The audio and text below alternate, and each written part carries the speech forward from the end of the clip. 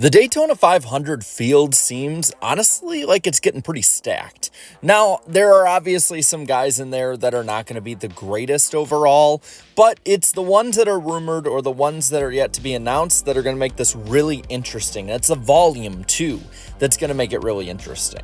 Now, every year, of course, we have our 36 chartered entries. It'll be the same kind of standard as usual when it comes to competition. I wouldn't really say that any of them bog down the field. I think all of them at different points and in different ways can compete, whether it be for a top 20, a top 15, top 10, top 5 win, you name it. But it's the open cars, once again, that are going to make it really interesting throughout Speed Week or Speed Days.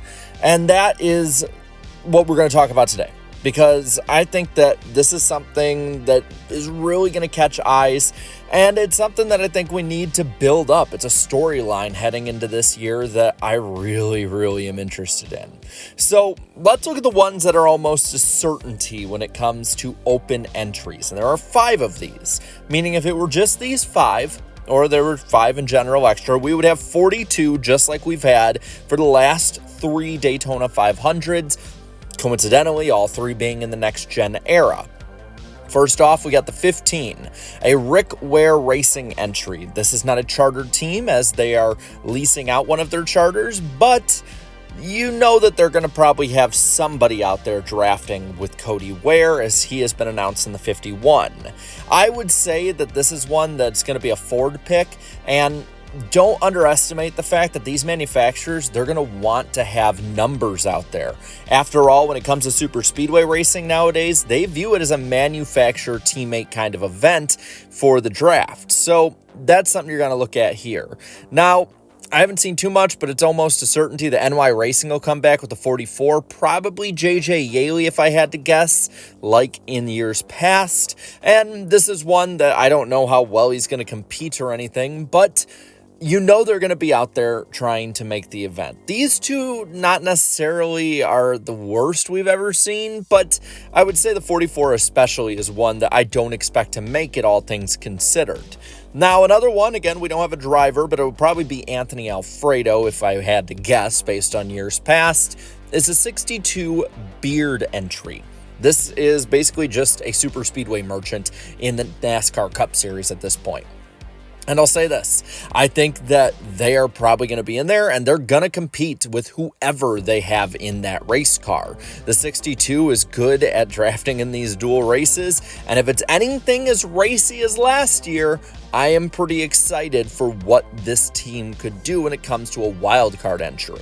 A wild card on the other end is MBM in the 66. They've announced that Mike Wallace will be driving in this car. He has not driven in the NASCAR Cup Series since 2015 when he was in the Daytona 500. Now, he did have a pretty good run in the Daytona 500 in 2007, but this guy is pretty old. And I get that that used to be the standard in NASCAR, but it isn't anymore. Now, BJ McLeod in the 78 for Live Fast. This is one that on face value, a lot of people are probably going to overlook, but remember, last year, this 78 car at the super speedways had some speed. If they can just keep the cars together, this 78 can be the true wild card of whichever duel he's in. Why? Well, because he can outrace just about every driver that he'd have to be going against. So I gotta say, watch out for the 78. And then closing out the ones that we're pretty much sure is going to be in, unless something else is announced, is Jimmie Johnson.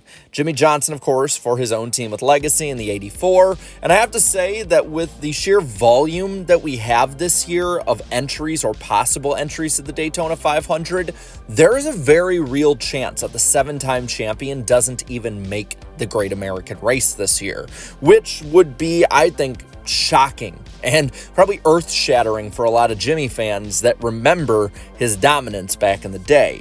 But he is someone to watch again, as the Toyotas will have more numbers this year, which is something that I think needs to be kept track of. Now, there are 3 others that are kind of open, rumored guys, unconfirmed guys, but there is reason to think that they might be back. Amerivet in the 50 is one.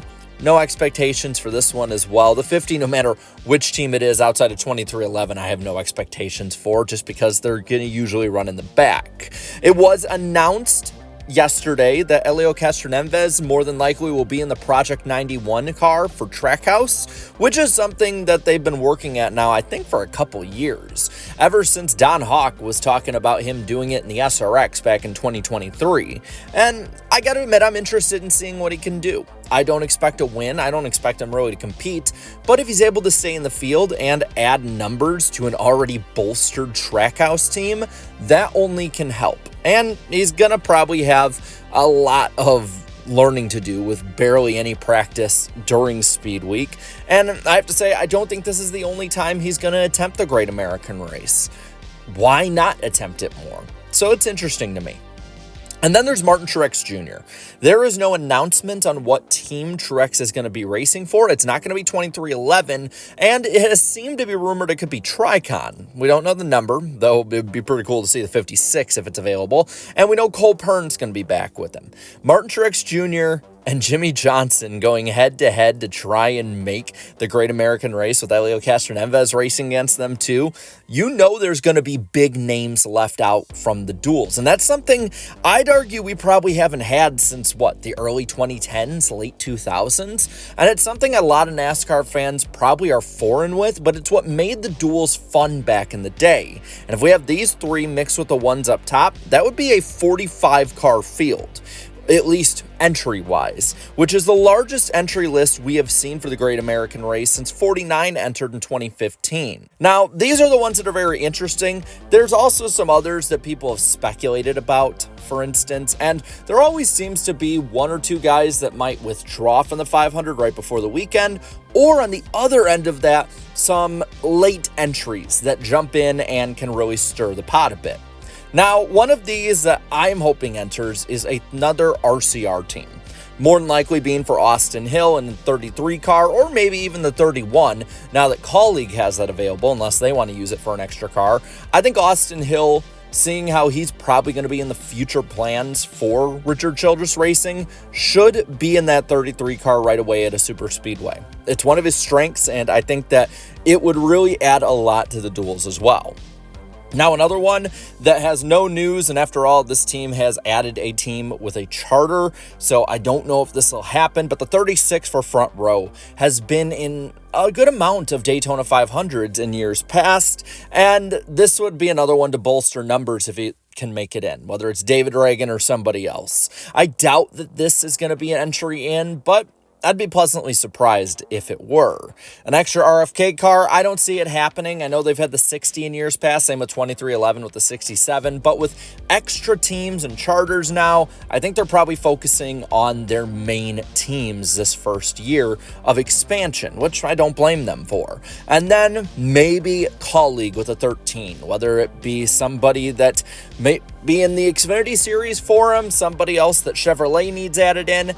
That might be an option to look at. I think that at least one of these will happen, and my prediction is we're going to have somewhere between 44 and 46 entries into the Great American Race. If we had 46, it'd still be the most since 2015, but it'd be on par more with the era from about 2011 to 2015 when it came to entries, and it's something that I would really like to see. Either way, the thing I'm most excited for is the duels. It's going to be dicey. Probably 2 or 3 drivers, and maybe even quality drivers that could win the race itself on the big Sunday race, missing that race entirely. I hope so. Well, that I'm going to pass it to you. What do you think about the possible entries to the 2025 Daytona 500? Are you a little more excited now that there's actual stakes in the duels, or do you need to wait and see until everything's confirmed? I get that part too. Let me know down in the comments below. And while you're at it, leave a like on this video, share this video, and subscribe to this channel for more great and fun NASCAR content. Thank you so much to all my channel members for your continued support. And until next time, have a good one.